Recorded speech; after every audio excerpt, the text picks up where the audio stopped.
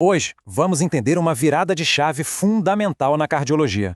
Por muito tempo, a gente pensou na saúde do coração de um jeito bem simples. Mas, olha, a ciência avançou. E essa ideia mudou. E muito. Ok, então vamos primeiro entender como era essa visão mais antiga. A ideia era que as nossas artérias eram como canos de uma casa, sabe? E o grande culpado seria o acúmulo de colesterol, que ia fechando tudo. É uma teoria bem mecânica, né? Simples e direto ao ponto. E aqui tá o pulo do gato. O foco saiu do mecânico e foi pro biológico. A visão moderna é mais complexa e foca em dois conceitos principais. O primeiro é o ateroma. Não é um entupimento duro, mas uma placa mole e instável. Mas o perigo de verdade não é só a placa, é o que acontece com ela. É aí que entra a inflamação. O sistema imune ataca a placa e a deixa frágil. Essa placa frágil pode romper e o corpo cria um coágulo que causa o infarto. Mas, afinal, por que a ciência mudou de ideia de forma tão radical? A resposta veio de fatos, dados e muita, mas muita análise biomédica. Novas tecnologias deram uma visão muito mais clara do que acontece lá dentro.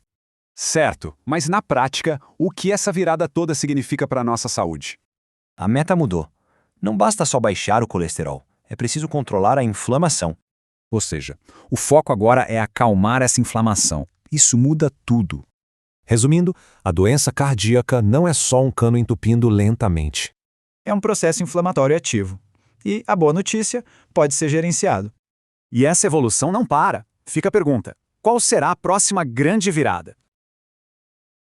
Olá! Olha, o nosso jeito de entender as doenças do coração passou por uma mudança, assim, radical, sabe? Por muito tempo, a história que contavam pra gente parecia super simples. Mas a ciência foi lá e descobriu que o buraco é bem mais embaixo. Então a gente vai mergulhar junto nessa jornada para entender essa descoberta. Todo mundo já ouviu falar dessa, né? A ideia de que uma doença cardíaca é basicamente um problema de encanamento, canos entupidos. É uma imagem super simples, fácil de entender e que, vamos ser sinceros, dominou a cabeça de todo mundo por gerações, tanto dos médicos quanto do público geral. E isso acabou moldando tudo, o que a gente comia, os tratamentos, tudo mesmo. Bom, esse aqui é o nosso roteiro de hoje. A gente vai começar com aquela história antiga, depois ver como ela começou a fazer água, sabe? Daí a gente entra de cabeça na revolução da inflamação e o que, no fim das contas, essa mudança toda significa pra gente. Então vamos lá. A primeira parte aqui da nossa análise vai focar justamente nesse modelo tradicional, essa visão do coração como se fosse um sistema de encanamento, puramente mecânico. Pois é, a teoria do encanamento era bem direto ao ponto. Pensa assim, as artérias são só canos. O colesterol, bom, ele era o grande vilão da história. Ele se acumulava ali, formando uma placa, tipo uma ferrugem mesmo, que ia aos pouquinhos fechando a passagem do sangue. E a solução, claro, parecia óbvia. É só desentupir o cano e baixar o colesterol, certo? Simples, parecia super lógico. Mas como a gente vai ver, era uma visão perigosamente incompleta. E é aqui que a história começa a ficar realmente interessante. Porque a realidade, os dados, começaram a mostrar coisas que simplesmente não batiam com esse modelo tão simplesinho. Tava faltando uma peça nesse quebra-cabeça. Essa aqui foi a pergunta que literalmente abalou as estruturas da cardiologia. Porque olha só que doido. Autópsias, exames de imagem, tudo mostrava de novo e de novo que a maioria dos ataques cardíacos fatais não vinha daquelas placas enormes, sabe? Aquelas que quase fechavam a artéria. O tal do cano não estava nem perto de estar totalmente entupido. E aí fica a pergunta, então o que diabos estava acontecendo de verdade? E as contradições? Bom, elas só foram se acumulando. O colesterol, aquele que era o grande vilão, de repente não explicava mais tudo. Tinha gente com colesterol baixinho que sofria ataque cardíaco. E o contrário também. Gente com artérias que pareciam um mapa de tão calcificadas, super entupidas, que viviam uma vida longa, tranquilas, sem problema nenhum. Ficou claro que a teoria do encanamento estava fazendo água por todos os lados. E é isso que leva a gente para uma virada de chave, uma mudança total de paradigma. A nova analogia é muito, mas muito mais certeira. A gente não está falando de um processo passivo, devagar, como a ferrugem. A gente está falando de um processo biológico superativo. É como se fosse um incêndio, sabe? Um fogo lento, crônico, queimando por dentro da parede das artérias. A palavra-chave aqui é ateroma. Aquilo que a gente chamava de placa não é só um montinho de gordura, não. É, na verdade, um verdadeiro campo de batalha biológico. É uma lesão viva, pulsante, cheia de células do nosso sistema de defesa tentando, na boa intenção, limpar o colesterol que ficou ali oxidado, meio que estragado. Só que, nessa tentativa, elas acabam criando uma confusão ainda maior. E o nome desse processo todo? Inflamação. Essa é a guerra. E olha que interessante, o ataque cardíaco na maioria das vezes não acontece porque a placa cresce até fechar a artéria. Não, ele acontece quando essa lesão, que está ali toda inflamada, instável, de repente se rompe. Pensa num vulcão entrando em erupção. Essa ruptura joga todo o conteúdo da placa para dentro do sangue e o corpo desesperado tenta curar essa ferida formando um coágulo na hora. Só que é justamente esse coágulo gigante e repentino que bloqueia tudo de uma vez e causa um infarto. Ok, agora vamos dar uma olhada nos dados que realmente botaram a inflamação no centro dessa história toda. Então, o ponto crucial é esse, presta atenção. Uma placa pequena, mas que está super inflamada, instável, o que os médicos chamam de placa vulnerável. Ela é muito mais perigosa do que uma placa gigante, antiga, toda dura de cálcio e estável. A questão não é o tamanho do entupimento do cano, mas sim a intensidade do incêndio que está rolando na parede dele. E esse gráfico aqui mostra isso de um jeito muito claro. Os estudos viram que medir marcadores de inflamação no sangue, como a tal da proteína C reativa, que é tipo um termômetro geral da inflamação no corpo, era tão bom para prever o risco de infarto quanto medir o colesterol. Mas o pulo do gato está na terceira barra. Quando você tem os dois altos, colesterol e inflamação, o risco não soma, ele multiplica, ele dispara. A inflamação não é só mais um fator de risco, ela é um potencializador. Ok, a teoria é fascinante, a gente entendeu. Mas e aí, o que isso muda na prática, tanto para a medicina quanto para a vida das pessoas? Bom, essa mudança de encanamento para a biologia tem consequências gigantescas. Isso abre um leque de novas estratégias. Primeiro, dá para diagnosticar o risco com muito mais precisão medindo a inflamação. Segundo, abre caminho para tratamentos mais inteligentes, que não só baixam o colesterol, mas que também apagam o incêndio, que acalmam e estabilizam essas placas. E talvez o mais importante de tudo, agora a gente entende de verdade por que o estilo de vida, uma dieta anti-inflamatória, exercício físico, dormir bem, controlar o estresse, é tão poderoso. Porque tudo isso ataca a inflamação na sua raiz. É tratar o corpo como um sistema biológico todo conectado, e não como um monte de peças de carro. Essa frase aqui resume a jornada toda perfeitamente. É uma das viradas de chave mais profundas da medicina nos últimos 50 anos. A gente deixou de ser uma espécie de encanador do coração para se tornar, de certa forma, bombeiro do sistema cardiovascular. E, para terminar, fica uma reflexão. Essa história toda sobre as doenças cardíacas é um baita lembrete de que a ciência não para. Ela está sempre evoluindo. Aquilo que hoje a gente bate no peito e diz que é verdade absoluta, amanhã pode ser só um capítulo de uma história muito maior. E aí fica a pergunta no ar. Qual será a próxima verdade da medicina que vai virar de cabeça para baixo? Valeu por acompanhar a gente nessa. Olá! Hoje o nosso resumo é sobre a grande virada na cardiologia. Um tema da nossa série de estudos relevantes com curadoria do Dr. Dario Santucci. Basicamente, a cardiologia está deixando de ser uma medicina que só apaga incêndios para se tornar uma que impede o fogo de começar.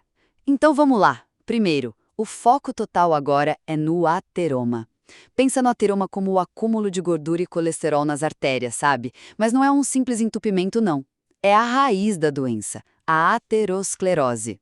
A cardiologia moderna está dizendo que a batalha de verdade começa aqui, na formação dessa placa.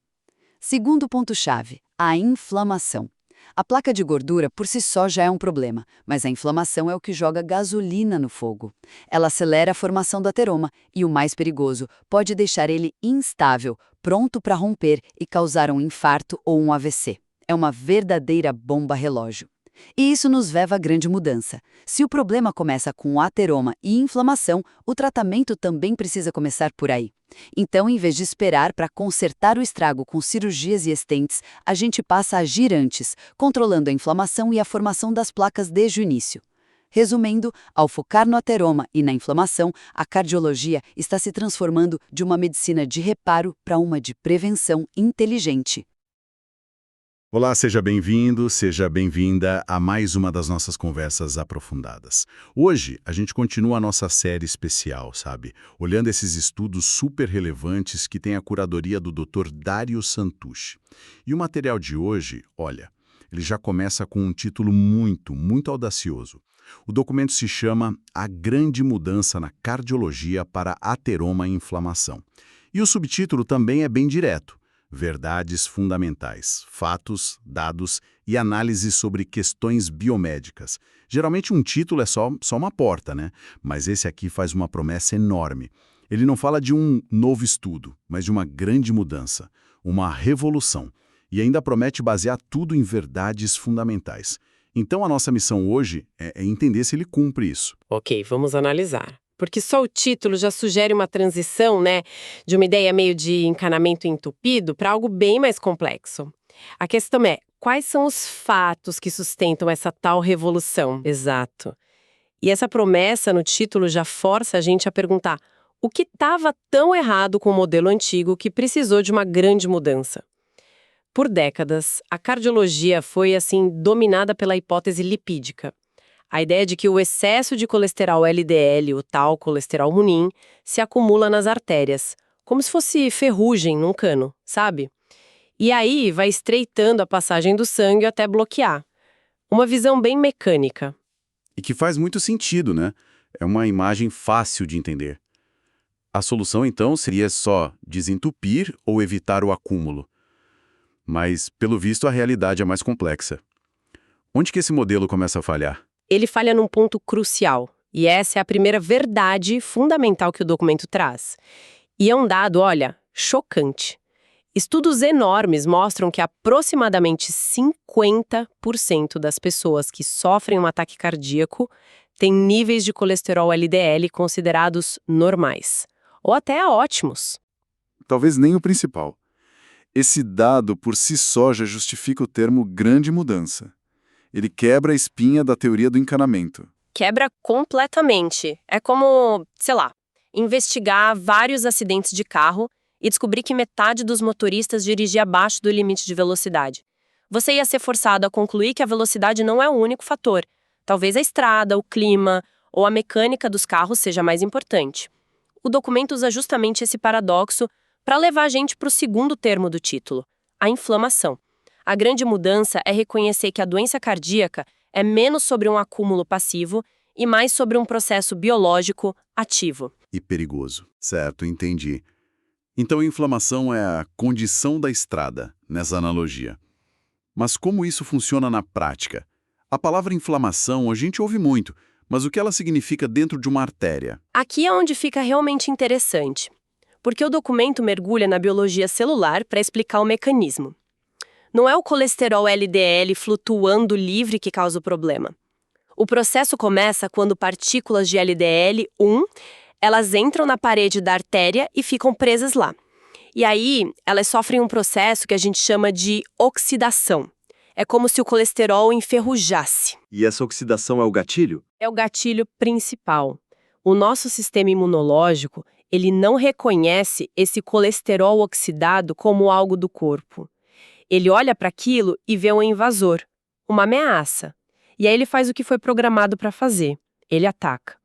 Células de defesa, os macrófagos, são enviadas para o local para limpar a bagunça. Eles começam a devorar o colesterol oxidado para tentar eliminar a ameaça. Parece um processo de defesa bom, eficiente.